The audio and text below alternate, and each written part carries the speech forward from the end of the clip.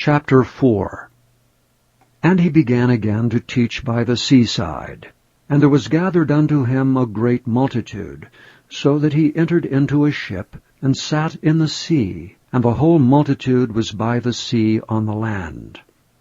And he taught them many things by parables, and said unto them in his doctrine, Hearken, behold, there went out a sower to sow. And it came to pass, as he sowed, some fell by the wayside, and the fowls of the air came and devoured it up.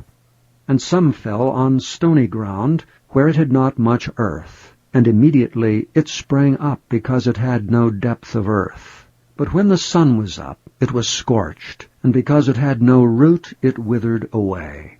And some fell among the thorns, and the thorns grew up and choked it, and it yielded no fruit. And other fell on good ground, and did yield fruit that sprang up and increased, and brought forth some 30, and some 60, and some 100. And he said unto them, He that hath ears to hear, let him hear. And when he was alone, they that were about him with the 12 asked of him the parable. And he said unto them, Unto you it is given to know the mystery of the kingdom of God. But unto them that are without, all these things are done in parables, that seeing they may see and not perceive, and hearing they may hear and not understand, lest at any time they should be converted, and their sins should be forgiven them. And he said unto them, Know ye not this parable? And how then will ye know all parables? The sower soweth the word. And these are they by the wayside, where the word is sown. But when they have heard, Satan cometh immediately, and taketh away the word that was sown in their hearts.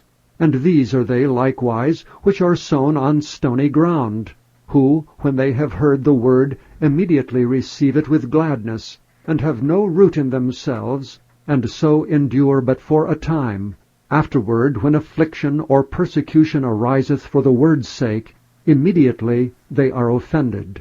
And these are they which are sown among thorns, such as hear the word, and the cares of this world, and the deceitfulness of riches, and the lusts of other things entering in, choke the word, and it becometh unfruitful. And these are they which are sown on good ground, such as hear the word, and receive it, and bring forth fruit, some 30-fold, some 60, and some 100. And he said unto them, Is a candle brought to be put under a bushel, or under a bed, and not to be set on a candlestick? For there is nothing hid which shall not be manifested, neither was anything kept secret, but that it should come abroad. If any man have ears to hear, let him hear. And he said unto them, Take heed what ye hear. With what measure ye mete, it shall be measured to you. And unto you that hear shall more be given. For he that hath, to him shall be given, and he that hath not, from him shall be taken even that which he hath. And he said, So is the kingdom of God, as if a man should cast seed into the ground, and should sleep, and rise night and day, and the seed should spring and grow up, he knoweth not how. For the earth bringeth forth fruit of herself, first the blade, then the ear, after that the full corn in the ear.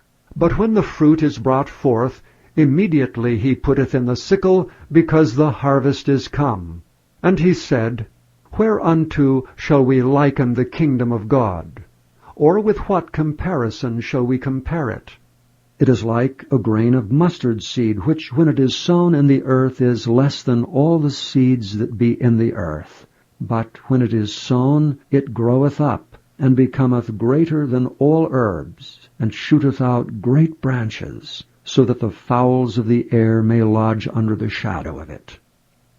And with many such parables spake he the word unto them, as they were able to hear it. But without a parable spake he not unto them. When they were alone, he expounded all things to his disciples. And the same day, when the even was come, he saith unto them, Let us pass over unto the other side. And when they had sent away the multitude, they took him even as he was in the ship. And there were also with him other little ships. And there arose a great storm of wind, and the waves beat into the ship, so that it was now full. And he was in the hinder part of the ship, asleep on a pillow. And they wake him, and say unto him, Master, carest thou not that we perish? And he arose and rebuked the wind, and said unto the sea, Peace, be still. And the wind ceased, and there was a great calm. And he said unto them, Why are ye so fearful? How is it that ye have no faith? And they feared exceedingly, and said one to another, What manner of man is this, that even the wind and the sea obey him?